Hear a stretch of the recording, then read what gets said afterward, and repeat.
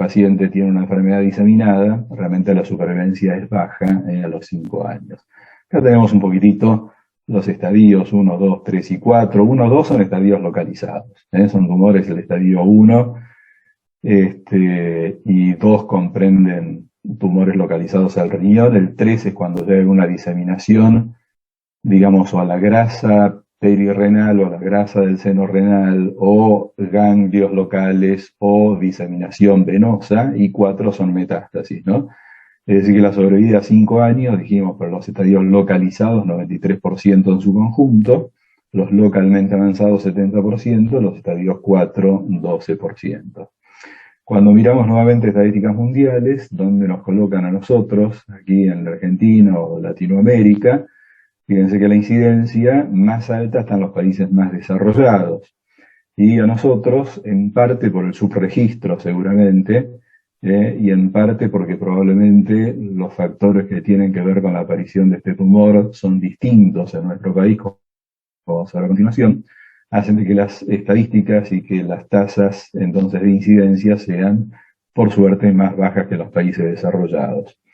Otra pregunta, ¿tenemos nosotros cifras acá en la Argentina para conocer esto? Sí, lo tenemos, y lo tenemos para todos los tumores. Esto es el Instituto Nacional del Cáncer. Serán buenas estadísticas, malas estadísticas, habrá subregistro o no, pero bueno, se trabaja sobre esto. Y tenemos entonces todas estas cifras que ustedes quieren buscar, las encuentran, no serán del todo confiables, pero están. Y yendo específicamente a riñón, ustedes ven que aproximadamente en un año uno se pregunta cuántos casos habrá en un año en la Argentina. Bueno, cerca de 5.000 casos seguramente, ¿no? Y nuevamente ven la diferencia que hay entre varones y mujeres. Es decir, en todo momento, en el caso de los varones, predomina la enfermedad, en el caso de la Argentina, el doble y un poquitito más respecto de las mujeres. Si extrapolamos esto a la cantidad de habitantes que tenemos en la Argentina, bueno, decimos que la incidencia es de aproximadamente 10, 11 por 100.000 por año. Es decir, que la epidemiología nos dice de que de las neoplasias malignas del adulto corresponde al 3 a 5%. Sexto, dijimos, en frecuencia en el varón, octavo en la mujer, ya lo explicamos, la relación varón-mujer 2-1, prácticamente en nuestro país, más frecuente en la sexta década de la vida. Este es un dato interesante: si ustedes tienen 72 personas y las siguieran ese grupo de personas en toda la vida, una de ellas moriría por cáncer de próstata, o tendría cáncer de próstata, mejor dicho. En el caso de Estados Unidos y Europa, tasa cruda de incidencia 18,5, en la Argentina, ya dijimos entonces, tasa cruda de incidencia 10,08. Bueno, y otro dato entonces sobre otro tumor que es un poquitito diferente, que es el tumor de Wilms, que es el tumor que aparece en los niños. No tenemos que saber un montón de estos, pero no tenemos muchos datos acerca de este tumor. Si es en Estados Unidos, 500, 600 casos anuales, 5% de los tumores, como ustedes pueden ver, con un pico de diagnóstico entre los 3 y los 4 años, y algo más frecuente en niñas. Bueno, nuevamente nosotros tenemos un registro acá en la Argentina, que es el registro oncopediátrico argentino, que probablemente funcione un poquitito mejor todavía que el registro de los adultos. Para ir, digamos, concretamente a lo que es el tumor de Wilms, que es el tumor más frecuente en los niños, como ustedes ya ven en estas cifras, bueno, se dan cuenta de que nuevamente prácticamente todos los pacientes, o la gran mayoría de los pacientes, aparecen entre 1 y 4 años. Eso no quiere decir que no aparezcan antes, ni que puedan aparecer luego en la edad, pero la verdad es que lo más frecuente de lejos es que aparezcan entre 1 y 4 años. Bueno, luego ven de que el promedio anual de pacientes que aparece es de 60 aproximadamente, es el número que diagnosticamos el año en la Argentina por completo, y la relación varón-mujer 0,9, es decir, un poquitito menos frecuente en el varón que en la mujer. Bueno, es decir que el primer punto, que era tener una ubicación estadística de los tumores renales del adulto y del niño, prácticamente creo que está cumplido. Pueden saber mucho menos datos de lo que dijimos, con tener una pequeña ubicación estadística de la frecuencia y cómo va apareciendo, obviamente es más que suficiente. Vamos a hablar entonces un poquito de los factores de riesgo. También los factores de riesgo se van modificando y se van actualizando. Nuevamente les dejo una página que si ustedes quieren verla, está bien actualizado todos los años. Bueno, fumar tabaco no es ninguna novedad. Digamos, duplica el riesgo de padecer cáncer de riñón. Es una forma de decir. En realidad está bien asociado tanto en el varón como en la mujer, el tabaco y el cáncer de riñón. El hecho es que también es dependiente de la intensidad de cuánto uno fuma. Entonces, no es lo mismo aquel que fuma menos de 10 cigarrillos, aquel que fuma 20. Bueno, los riesgos se van aumentando francamente con la intensidad del consumo de cigarrillos. Bueno, que es más frecuente en el varón, ya lo sabemos. Nosotros el problema de la raza negra casi no lo vemos acá en la Argentina, Estados Unidos es más importante. La edad también, ya dijimos. La obesidad. La obesidad es un hecho bastante relacionable al riñón y enseguida vamos a ver con un poco más detalle ese tema, lo mismo que la presión arterial. Había determinados medicamentos que tenían que ver con la aparición de principalmente analgésicos, fenacetínicos, bueno, que ya prácticamente no se utilizan, pero que tenían relación con la aparición de tumores de riñón, lo mismo de la exposición al cadmio. El cadmio se utilizaba como aislante, se utiliza cada vez menos, obviamente, es otro factor que puede tener que ver. La enfermedad renal crónica también puede asociarse a cáncer de riñón, también en los casos, digamos, a largo plazo, que desarrollan una enfermedad que se llama enfermedad quística en relación a la diálisis, por diálisis. En estos pacientes es más frecuente la aparición de tumores de riñón y también antecedentes familiares. A veces, digamos, los antecedentes familiares, ahora enseguida vamos a ver, tienen, digamos, peso y inclusive formas hereditarias de cáncer de riñón.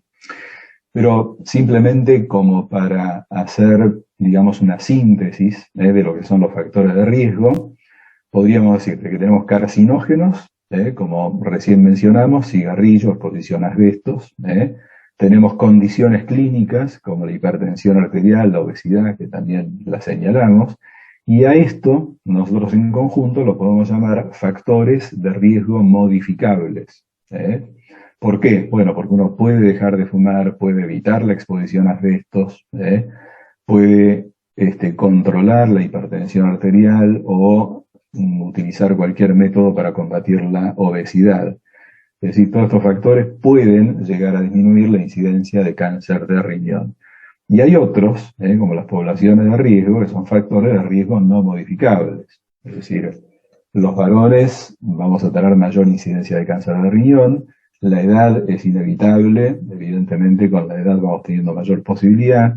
Dijimos la enfermedad quística adquirida en diálisis o la enfermedad de von Hippel-Lindau, que enseguida vamos a hablar con un poquitito más de detalle de esto, pero hay un tercio prácticamente de los pacientes que se mueren por cáncer de riñón.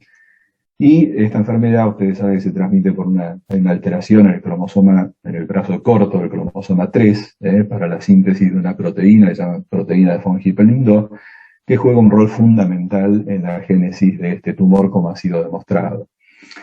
Bueno, evidencias, entonces, no tanto la evidencia de hipertensión, obesidad o tabaco, sino las recomendaciones. Entonces, eliminar el cigarrillo, disminuir el peso, son recomendaciones internacionales. Si me preguntan si el screening está recomendado, en realidad por la baja incidencia del tumor no hay recomendaciones de screening de cáncer de riñón, sería poco costo efectivo. Pero sí de hacer, por ejemplo, imágenes en poblaciones de riesgo. Un paciente con una enfermedad de von Hippel-Lindau deberá controlarse estrictamente, un paciente que está en diálisis también, o si hubo antecedentes familiares de cáncer de riñón en edades jóvenes o tumores múltiples también. Entonces, si uno pregunta, ¿se puede prevenir el cáncer de riñón? Dejando de fumar, bajar la presión arterial, mantener el peso, comer una dieta con alto contenido de frutas y verduras, bajo contenido de grasa. Son todas prevenciones para el cáncer de riñón. Bueno, cuando vamos a las clasificaciones de los tumores, evidentemente existen desde las más complejas a otras que son más reales. Es decir, nadie puede acordarse de memoria esto, salvo algún patólogo, de todas las variedades que pueden existir del cáncer de riñón. ¿Por qué? Porque cualquier elemento que exista en el riñón puede dar un tumor. Ahora, si queremos simplificar un poquitito esto y vamos a la realidad, bueno, nosotros sabemos de que tumores malignos del riñón, si nombramos 3, tenemos el 99% de lo que habitualmente nosotros vemos en la práctica clínica. Evidentemente, el tumor de células claras va a ser el más frecuente, 80-90% de los casos, el papilar, 10 a 15% de los casos, carcinoma cromófobo en el 5% restante, y luego simplemente para nombrar una variedad muy agresiva de tumores de riñón, que son los carcinomas de los túbulos colectores de Bellini. Bueno, estos tumores son muy agresivos, por suerte los encontramos con muy poca frecuencia, y el resto podríamos decir no clasificados o clasificados, digamos, con la OMS, que tiene una clasificación bien extensa para buscar variedades más raras. Muy bien, y si vamos a los tumores benignos, ¿hay tumores benignos en el riñón? Sí, por lo menos tenemos que conocer 2, los hay muchos más, por supuesto, ¿no? Pero 2, que es el oncocitoma renal, entidad propia, o el angiomiolipoma o martoma renal, deben ser conocidos y luego les voy a explicar por qué. Estos tumores, los más frecuentes, los 3 más frecuentes, que es el de células claras, papilar, que puede ser el tipo 1 o 2 o cromófobo, se distinguen francamente por la histología. Si decimos cuál es más maligno o menos maligno, bueno, el más maligno de todos, que se comporta de manera más maligna por la histología, es el de células claras, y el que se comporta con menos malignidad de todos estos tumores es el tumor cromófobo, que es casi un pariente, yo diría, o está muy cercano desde el punto de vista histoarquitectónico al oncocitoma. Y a veces se requieren de reacciones de inmunohistoquímica para diferenciar un cromófobo de un oncocitoma. Pero también, bueno, dijimos que el de células claras era el más frecuente, los papilares, digamos, un porcentaje de 10 a 15%, y baja la incidencia del cromófobo. El grado tumoral, que se expresa principalmente para el tumor de células claras y los tumores papilares, en todas las publicaciones, inclusive en el libro, ustedes van a ver de que figura la clasificación de Fuhrman. Fuhrman toma en cuenta el núcleo y el nucleolo. Como ustedes pueden observar en la pantalla, no lo voy a repetir, ya que esta clasificación ha sido reemplazada por la propuesta por la Organización Mundial de la Salud, por la International Society of Uropathology, que es prácticamente lo mismo a la clasificación de Fuhrman. Hoy los patólogos se le informan con esto, ISUP grado 1, 2, 3 o 4, y acá lo que toma es entonces si el nucleolo está ausente o está, qué características tiene y con qué magnificación se ve al microscopio. Si se ve con 400 aumentos, si se ve, digamos, cómo se ve entre 400 y 100 aumentos, si se necesitan 100 aumentos, o si el núcleo está alargado, pleomórfico y tiene características sarcomatoides. Es decir, esta es la clasificación que se utiliza hoy en día. Pero las publicaciones de todo lo que se ha hecho antiguamente, hasta hace 5 o 6 años, entonces está expresada en los grados de Fuhrman. Bueno, y después el último elemento que diferencia bien a estos tumores es que tienen genética diferente. Y nuevamente hoy en día cada vez va a ser más importante distinguir cuáles son las alteraciones genéticas que llevan a la formación del tumor. Es decir, el fenotipo del tumor, como nosotros lo vemos, va a quedar en cierta forma supeditado al genotipo del tumor, es decir, las alteraciones genéticas que lo llevan a producir y que será en última instancia la que nos explican la génesis del tumor y también nos explican cuáles son las vías posibles de tratamiento de ese tumor. Y de hecho justamente eso es lo que nos pasa con, que ya conocemos muy bien, con el caso del tumor de células claras. Dijimos que el síndrome de von Hippel-Lindau era el más conocido de aquellas enfermedades múltiples en donde aparecen tumores en el sistema nervioso central, hemangiomas, acompañados de otros tumores, bueno, principalmente carcinomas en el riñón bilaterales múltiples, pero hay también un montón de otras carcinomas hereditarios, como ustedes pueden ver acá, no hace falta que conozcan cada una de estas entidades por separado, pero saber de que hay tumores que aparecen en forma familiar. Digamos, cuando hay una alerta genética, como para decir, bueno, a este paciente con cáncer de riñón sería bueno hacerle un estudio genético y ver si la está transmitiendo, es parte de un síndrome de von Hippel-Lindau o algún otro síndrome, etcétera, etcétera. Bueno, cuando al paciente le aparece un tumor con edad menor a 50 años, cuando tiene un familiar directo o cuando presenta tumores múltiples. Y acá ustedes se dan cuenta, entonces, lo que es el cáncer hereditario, simplemente para que vean la foto. Los hereditarios, si uno hace toda la aparición y seguimiento de la aparición, etcétera, etcétera, aparece a edades mucho más tempranas que el carcinoma renal de forma esporádica, que dijimos que tiene un pico de aparición a los 64 años de edad. ¿De acuerdo? Bueno, muy bien. Seguimos de largo, entonces. ¿Qué es lo que se observó entonces en la enfermedad de von Hippel-Lindau? Bueno, para que se produzca un carcinoma renal esporádico se necesita la inactivación bialélica del gen de von Hippel-Lindau. Es decir, el gen de von Hippel-Lindau sintetiza una proteína. Mientras haya un solo gen que esté inactivado, bueno, el otro gen, el alelo, va a producir la proteína de von Hippel-Lindau. Entonces, hasta ese momento no hay ningún problema. En los casos esporádicos tiene que haber una mutación, una primera mutación y una segunda mutación del alelo para que se produzca recién la anomalía que vamos a ver a continuación. Mientras que en la enfermedad de von Hippel-Lindau la primera mutación ya está heredada y lo único que falta es una segunda mutación adquirida para que se produzca esto, por eso es tan frecuente en la enfermedad de von Hippel-Lindau. Normalmente en la célula esto juega un rol muy importante, ya que la proteína de von Hippel-Lindau se tiene que unir al factor inducible por hipoxia para degradarse. Para que lo tengamos un poquitito más gráfico, acá vemos cómo el factor inducible por hipoxia en condiciones normóxicas tiene una, digamos, conformación en el espacio que se une perfectamente bien a la proteína de von Hippel-Lindau. Luego viene un proceso de ubiquinización, proceso que hace que luego esto sea enviado al sistema retículo endotelial, eliminado de la célula, y este es un proceso continuo que se va dando en la célula, ¿no? Cuando no existe la proteína de von Hippel-Lindau, bueno, nosotros vamos a tener que el HIF se va, entonces, va a estar oxigenado, pero, digamos, se va acumulando, no hay proceso de ubiquinización, entra en el núcleo y ahí se produce entonces la síntesis de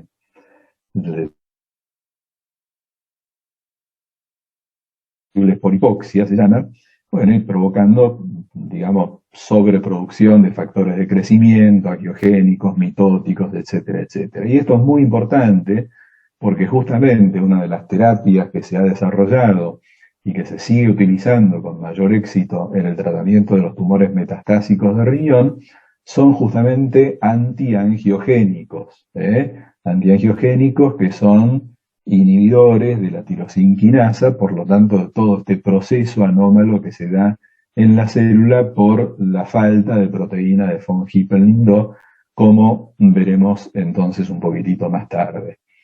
Bueno, diferencias y potencialidades, creo que ya hablamos suficiente de eso.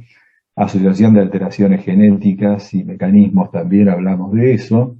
Formas de presentación. Bueno, dijimos de que lo más frecuente es que se presenten los estadios localizados. Y aquí ustedes están viendo de que entre el estadio 1 y 2, 49 más 11% sería un 60% de formas son localizadas, un pequeño porcentaje de localmente avanzadas, y luego tenemos un cuarto de los pacientes que pueden presentarse en forma metastásica. Estas cifras normalmente año a año están disminuyendo, las de la forma metastásica, ¿no? Pero obviamente también existe. Obviamente que las formas localizadas, todas ellas por tratarse de un tumor, de tumores malignos, bueno, van a ser potencialmente metastásicos, pero que sean localizadas significa de que en el momento que se hace el diagnóstico y con todos los elementos clínicos de estadificación, uno puede notar de que el paciente no tiene la enfermedad diseminada o metastásica. Bueno, signos y síntomas, o por qué se detecta a los tumores, dijimos, en forma incidental es la forma más frecuente. Esto significa que el paciente no tiene ni signos ni tiene síntomas.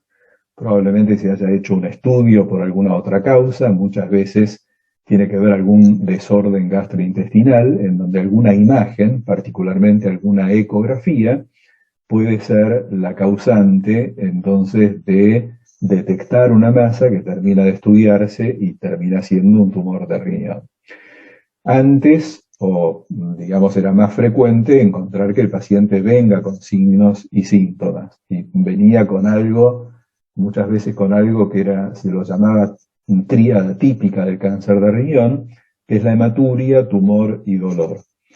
De estos elementos, la verdad que vengan juntos es una rareza hoy en día, pero no es poco frecuente detrás de las apariciones, digamos, o formas de detección incidental, que pueda aparecer en el paciente con una hematuria y en el momento, en el protocolo de estudio de la hematuria, se detecte el tumor.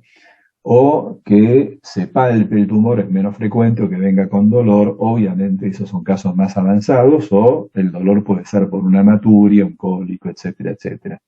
Síndrome febril también puede ser, que el paciente venga, digamos, con astenia, dinamia, anorexia, nos habla más de un paciente metastásico, o puede aparecer por algún síndrome paraneoplásico. O sea, no vamos a hablar en extenso porque no tenemos tiempo y está muy bien explicado en el libro también, lo que son los síndromes paraneoplásicos. Pueden aparecer con cualquier tumor, también de cualquier tamaño, pero obviamente es más frecuente en tumores más grandes de riñón. Por eso escasas veces, pocas veces los vemos. Pero puede aparecer hipertensión, eritrocitosis, hipercalcemia, etcétera, etcétera. Y acá los llamamos específicos, ¿por qué? Bueno, supongamos la eritrocitosis. ¿Por qué se da en un tumor de riñón? Bueno, porque el tumor produce una sustancia que normalmente el riñón produce, que es la eritropoyetina, y lo produce de una forma totalmente desregulada, porque son células más anárquicas, y bueno, puede producirlo o puede no producir eritropoyetina. Cuando hay eritrocitosis, lo sospechamos por este mecanismo. Y es factible que si ustedes operan este tumor, y sacan entonces la fuente de producción de esta eritropoyetina anómala, bueno, se normalice entonces el hematocrito del paciente. Entonces, tengamos en cuenta de que esa es por definición un síndrome paraneoplásico, aquel que una vez uno elimina el tumor primario, elimina también el síndrome. Y hay otros inespecíficos que no hay una sustancia identificada, es decir, la anemia o coagulopatías o la disfunción hepática o síndrome de Stauffer se llama también, donde hay una serie de anomalías que a ustedes les hacen pensar de que quizá el paciente tenga una enfermedad hepática o metástasis hepáticas porque está prolongado el tiempo de protrombina y tiene las enzimas alteradas, y sin embargo ustedes operan al paciente y se normaliza completamente este cuadro clínico. Bueno, muy bien. ¿Qué métodos de diagnóstico utilizamos? Bueno, la ecografía es excelente para detectar algo, si bien no tiene gran especificidad sobre lo que está detectando, pero como método de diagnóstico es barato, es muy utilizable, no utiliza energía ionizante, es decir, es muy bueno, puede distinguir masas sólidas de quísticas, es decir, que eso está muy bien. Se puede utilizar con el Doppler también, en donde uno puede llegar a determinar si eso es un quiste que tiene un contenido sólido, porque ha sangrado, porque tiene contenido proteico, o si es un tejido que está irrigado. Entonces es buena la ecografía, pero generalmente necesitamos sí o sí completar esto con una tomografía o una resonancia, o a veces ambas. La tomografía trifásica es entonces el método ideal. Una masa renal se caracteriza porque toma la sustancia de contraste, más de 15 unidades Hansfield, da información no solamente de la masa, sino si hay compromiso venoso, ganglionar, del resto de los órganos abdominales, si digamos, nos da una muy buena información inclusive del otro riñón, por si este riñón debiera ser tratado de tal manera de hacer una nefrectomía. También tenemos idea del estado que tiene el otro riñón, si excreta la sustancia de contraste en los tiempos que corresponde, que nos da una idea sobre su función, si está dilatado, no está dilatado, si tiene patología concomitante o no. Obviamente hay que investigar el tórax, que es el primer sitio metastásico del riñón en todos los casos. Cuando una masa renal pequeña, menor de 4 centímetros, una placa de tórax es suficiente. Si los tumores son más grandes, hay que hacer una tomografía de tórax en esos casos, ¿no? Y para completar la estratificación del paciente, bueno, hay que tener análisis completos, por supuesto, del hepatograma, etcétera, etcétera. Si la fratasa alcalina estuviera elevada, hubiera síntomas, hay que sacar un centellograma óseo. Y el sistema nervioso central se investiga solamente si hay síntomas, si hay algún signo de foco neurológico acompañando la masa renal, si no, no se chequea ni se estudia en forma rutinaria. Bueno, acá pueden ver un poquito qué es lo que está marcando esta tomografía. La de la izquierda está marcando dos, digamos, formaciones anómalas en el riñón derecho.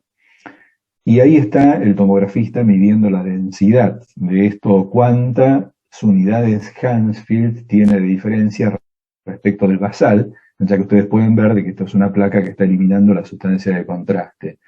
Y claramente la imagen, digamos, posterior, más posterior, que es más densa, que es más parecida al parénquima, toma la sustancia de contraste, eso es un tumor clásico de riñón, y lo que está un poco más arriba es simplemente un quiste de riñón que es concomitante, es muy frecuente, no tiene mayor importancia.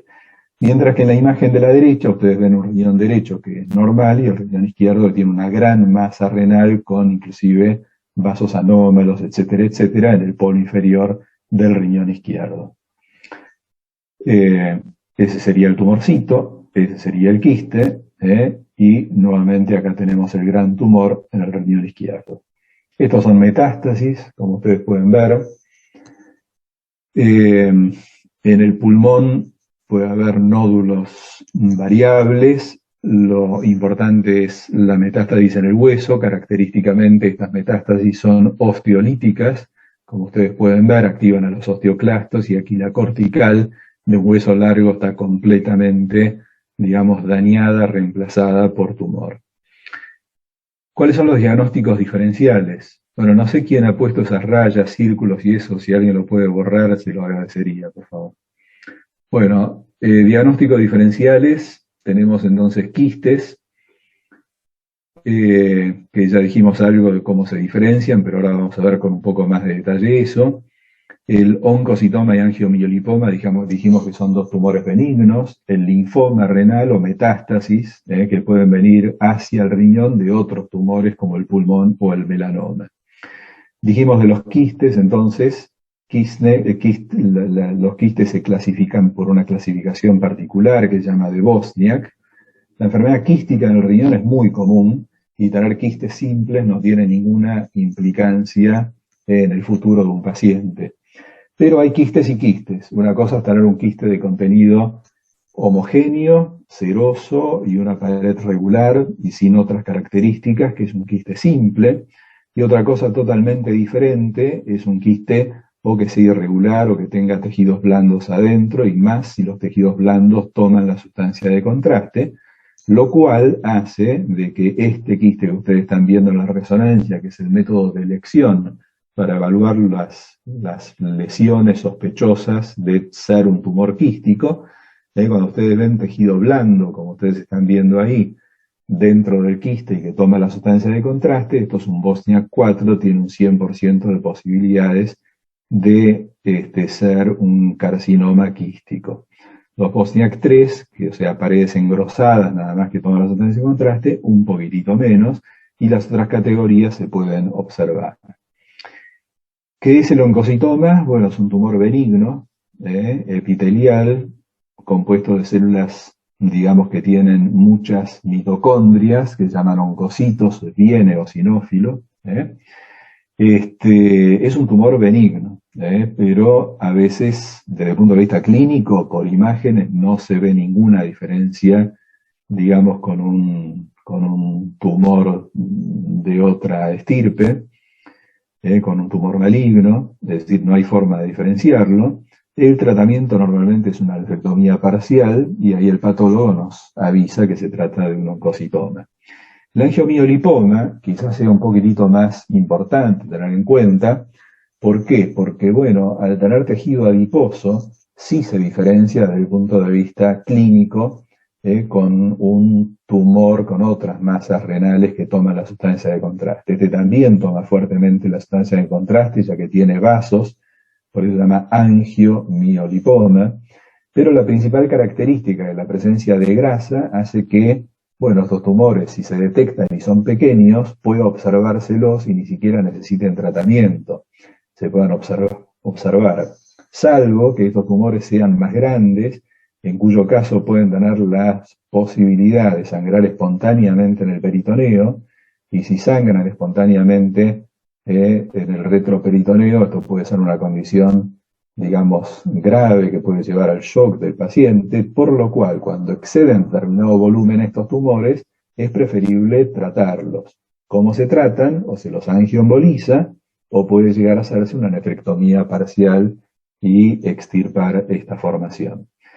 El diagnóstico, como dijimos, ahí ven en la primera foto una ecografía, donde ustedes ven que es un tumor bien hiperecogénico. Luego tienen en la tomografía, que aparece hipodenso, como aparece la grasa hipodensa, y si necesitan, digamos, ver cómo se comporta con la sustancia de contraste, bueno, va a tomar fuertemente la sustancia de contraste, o la resonancia puede hacer técnica de sustracción, grasa y definir exactamente que se trata de un angiomiolipoma ante la duda. Bueno, recordar entonces que los angiomielipomas pueden aparecer solos o pueden aparecer múltiples y parte de algunos síndromes, como esto, que es la enfermedad de von Recklinghausen, presentándose, se llama esclerosis tuberosa también, con tuberosidad cerebral, retardo mental, etcétera, etcétera, angiofibromas en la piel bien característicos y angiomielipomas múltiples. Bueno, en cuanto a la estadificación, también existe, digamos, estadificaciones que no hace falta que las sepan, digamos, de memoria, realmente no tiene demasiado sentido. Podemos simplificarlo, diciendo de que los tumores T1, T2, como ya dijimos previamente, son tumores totalmente localizados en el riñón. T1A menores de 4 centímetros, T1B hasta 7 centímetros, T2 hasta 10 centímetros, pero todo limitado al riñón. T3 es cuando ya se salen del riñón de cierta forma, entonces invaden la grasa perirrenal o del seno, o aparece la vena renal comprometida o ganglios. T4 ya son otros órganos. Bueno, luego tenemos los N1, que ya son estadios 3, o 4, que ya son pacientes con metástasis. Bueno, el uso de los métodos de diagnóstico ya los vimos, la masa renal pequeña, la que toma entonces la sustancia de contraste, como dijimos, formas de diseminación y su estadificación, también hablamos. Vamos a hablar un poquito del tratamiento entonces. El tratamiento, bueno, tenemos como primera opción, y siempre que sea factible, la nefrectomía parcial.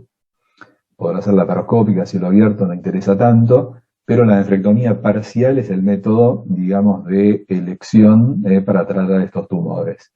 La nefrectomía radical se da para aquellos tumores que son más grandes o que es imposible hacer una nefrectomía parcial. Luego tenemos la posibilidad de utilizar inmunoterapias en pacientes diseminados. Antes se utilizaban interferón, interleuquinas, hoy en día se utilizan inhibidores de checkpoint, tipo nivolumab, ipilimumab. Terapias de blanco molecular, también en pacientes metastásicos, como ya dijimos antes, sunitinib, sorafenib, que son inhibidores de la tirosinquinasa y que tienen que ver, son antiangiogénicos básicamente, o tratamientos experimentales de criocirugía o ablación por radiofrecuencia. Bueno, acá, para los tumores localizados o localmente avanzados, bueno, si se puede hacer una nefrectomía, siempre es mejor conservar nefronas versus sacrificar el riñón, esto está perfectamente demostrado. Y tenemos, digamos, nefrectomías electivas cuando el paciente tiene los dos riñones y nosotros de cualquier manera estamos haciendo una nefrectomía parcial, mientras que se llama imperativa cuando el paciente es monorreno, es decir, tiene un solo riñón en donde uno extrema las posibilidades de hacer una nefrectomía parcial para prevenir al paciente de la diálisis. Siempre, digamos, como último recurso tenemos la nefrectomía radical. Luego tenemos los tumores metastásicos, inmunoterapia o terapia de blanco molecular, y fíjense que no estoy hablando aquí ni de radioterapia, este no es un tumor radiosensible, no estoy hablando de quimioterapia, ninguna quimioterapia funcionó con estos tumores, es decir, inmunoterapia o terapia de blanco molecular, bueno, y esto todavía es experimental. Bueno, nosotros vemos de que cada vez se hacen tumores más complejos que se hacen nefrectomía parcial, como ustedes pueden observar acá. La nefrectomía parcial siempre es válida si ustedes pueden sacar el tumor, tener un margen quirúrgico negativo y un resto de riñón que sea funcionante, por supuesto. Pero bueno, hay también condiciones específicas, como esto, que tenemos un tumor bilateral en el lado izquierdo, donde evidentemente el riñón izquierdo de esta paciente joven tendrá que ir a una nefrectomía radical y el derecho a una nefrectomía parcial si no queremos mandar a la diálisis al paciente. O el paciente del lado derecho, una tomografía que muestra que el paciente no tiene riñón derecho, tiene solamente riñón izquierdo y sobre ese riñón izquierdo tiene una masa tumoral que si no se hace una nefrectomía parcial, se hizo una nefrectomía parcial en este paciente, pero si no se pudiera hacer, el paciente queda entonces en diálisis. Y respecto de las quistes, digamos, o lesiones quísticas, bueno, este por ejemplo es el caso de un Bosniak 3. Fíjense, toda la pared del quiste toma la sustancia de contraste y esto deberá ser abordado como si fuera una masa renal sólida, de la misma manera hay que hacer una nefrectomía parcial. Bueno, ya hablamos un poquitito de esto. La nefrectomía parcial siempre es más conveniente que la nefrectomía radical. Y luego tenemos casos especiales, como este, en donde ustedes ven un gran tumor renal izquierdo, en donde están viendo cómo la vena renal, a través de la vena renal, se continúa un trombo que es tumoral, el tumor crece por dentro de la vena renal, y si miran el lado derecho, entonces aquí se ve cómo el tumor no solamente llega a la vena renal, sino que invade la vena cava inferior. Esto es una paciente joven de 44 años de edad que no tenía metástasis y obviamente hay que hacer toda esta cirugía y sacarle el trombo y abrir la vena cava y sacar el tumor, etcétera, etcétera. La cirugía siempre está, digamos, indicada, salvo que el paciente sea metastásico y en esos casos también a veces hay que hacer una combinación entre la terapia sistémica y el tratamiento del tumor primario cuando corresponda. Bueno, muy bien, vamos a hablar dos palabras del tumor de Wilms. Ya dijimos que era el tumor de riñón que más frecuentemente aparecía en los chicos, que se llama tumor de Wilms, que hay solo 60 casos por año prácticamente, y aparece luego en frecuencia en cuanto a tumores sólidos, luego el tumor de cerebro, el neuroblastoma. Se origina en el blastoma mesonéfrico, puede tener dos tipos de histología, favorable o desfavorable. Esto se debe a si es bien, digamos, diferenciado, entonces el favorable se lo llama trifásico porque puede llegar a reproducir tanto órganos de origen ectodérmico, meso o endodérmico, mientras que en el desfavorable o anaplásico prácticamente no se reconoce ninguna de las estructuras y tiene también muy mal pronóstico. La diseminación puede ser hemática linfática y como en el adulto, pulmón y hueso son los lugares más frecuentes de diseminación, pero acá también existe, aparte del cerebro, la posibilidad de metástasis en hígado, que en el tumor del adulto es bastante menos frecuente. También la forma de detección es un poco distinta que en el adulto. En este caso, en el caso de los chicos, la forma más frecuente de detectarlo es a través de una masa palpable. Esto es el examen del pediatra, que, digamos, revisa a los chiquitos y cuando están llorando, mientras toma aliento entre una respiración y otra, se ablanda el abdomen del chiquitín que normalmente está llorando en la camilla del pediatra, y los pediatras están muy avesados para palpar el abdomen y ver si tienen algún tipo de masa en el abdomen. Por supuesto, si está detectada, no es la única posibilidad que tenga un tumor de Wilms. Puede tener un neuroblastoma, puede tener una neuronefrosis, y habrá que hacer este diagnóstico diferencial con imágenes. También puede aparecer por hematuria, pero es menos frecuente. Y la hipertensión acompaña bastantes veces a este tumor, pero la realidad es que son pocas las veces que se lo detecta por esto. El tratamiento, evidentemente, este es un tumor distinto al del adulto, ya desde el punto de vista de que es quimiosensible y es radiosensible. Pero obviamente que la cirugía es la que menos secuelas le trae a un chico que todavía tiene por delante todo su proceso de crecimiento y desarrollo, mientras que la quimio y la radioterapia pueden dejar secuelas para más adelante. Generalmente, si hay que utilizar algo más que la cirugía, es quimioterapia, y como última instancia nada más, se deja a la radioterapia. El pronóstico es muy bueno, y la mayoría de los pacientes llegan a superar la enfermedad, ya le digo, salvo los casos desfavorables. Vamos a los registros que tenemos el oncopediátrico, que también nos habla de cómo le va a estos pacientes. Y fíjense cómo de los tumores, prácticamente la gran mayoría de estos pacientes tiene una sobrevida mayor a 5 años, y la mayoría después de 5 años está curado, también esto hay que decirlo. Y esto está por encima de un 80%, como ustedes pueden observar entonces aquí. Es decir, reconocimiento de factores de mal pronóstico en tumor de Wilms, diagnósticos diferenciales en las masas palpables, tener conocimiento racional del tratamiento del tumor de Wilms también ya lo vimos. Es decir que, bueno, dejo de compartir la pantalla. Creo que entre esto y los datos que tiene en el libro puede ser más que suficiente por lo que tienen que saber de tumores de riñón. Si tienen alguna pregunta específica, nos pasamos bastante de tiempo. Es una clase más larga de 30 minutos, pero bueno, supongo que el doctor Pantaleno debe estar esperándolos para la segunda clase. Ahora, si tienen alguna pregunta o algo en especial, adelante, no hay problema, unos minutitos nos podemos tomar. Doctor, buen día, soy Ángela. Sí. No sé si me escucha. A ver, Ángela, ¿qué? Quería pedirle disculpas a usted y a mis compañeros porque salí un rato a tomar agua y entró mi sobrinita en mi cuarto y me hizo los círculos esos, perdón. Ah, bueno, no te preocupes, ya está. Estoy intentando Pensé borrar, que no hay problema. Bueno, muy bien. ¿Alguna otra cosa? Si la disculpamos a la compañera, que no, quédese tranquila, no tiene ninguna importancia. Yo veía que me molestaba un poquitito que estuviera pintado, claro, pero no porque pasa nada. interrumpía las diapositivas cuando lo No escuché. pasa nada, no hay problema. No hay problema. Bueno, muy bien.